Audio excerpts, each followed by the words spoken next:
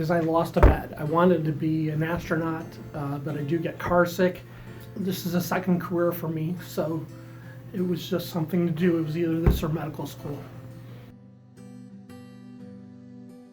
The best part is arguing with people. That's something that I grew up with as a kid. And in my family, we would argue all the time. My brothers and I, my parents, and it's something that I picked up at family dinner. People dreaded going to dinner in our house because we were always arguing, but we enjoy it.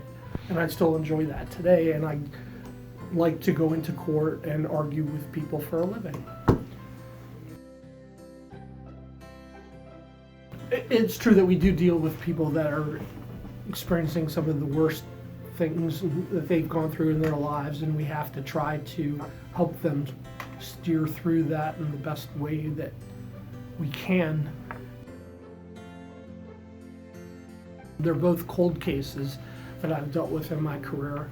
One is, his name is Willard McCarley, and Willard in 1992 killed his wife Charlene Puffenberger, who was, had just fathered his child, and he didn't want to pay child support.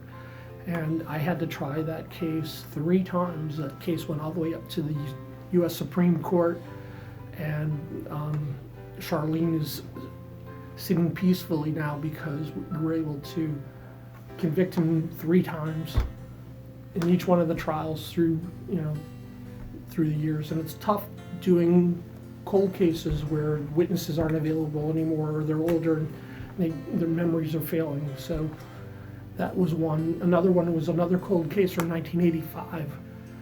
Scott Perk, who tried to make it look like his 9-month pregnant wife, Margaret Perk, had hung herself. And initially that's what the police had ruled, and the coroner had ruled that it was suicide. But through the hard work of a detective in Stowe, he got the body exhumed, and we were able to actually prove that she didn't hang herself. The evidence was clear that she was choked with a belt, and that it was Scott that did that to her. The biggest misconception in my mind is that people think that it's my job to convict people. And it isn't.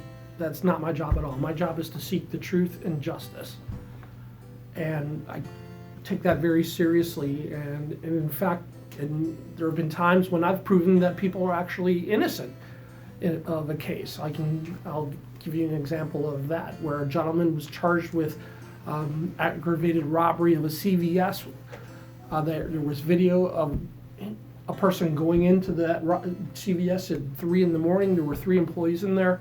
A person walks in the door, he forces the employees into the back at gunpoint, and he drops a cigarette butt that he was smoking right there on camera. He robs the place and leaves. Well, when you look at the video and the witnesses, all pick out the first man that was arrested in that case, and when you look at the video, everyone says that's absolutely him, but he claimed it wasn't him, and we were able to get the DNA from the cigarette, and it didn't match him. And I felt very good about that. And then we were able, because I don't want to convict an innocent person. That doesn't do me any good, that doesn't do our society any good, and it doesn't punish the guy that really deserves it. So with that, they were able then to take the DNA. They got a hit in the CODA system, and they arrested the right guy, and he confessed to it. So that was something that I felt really good about.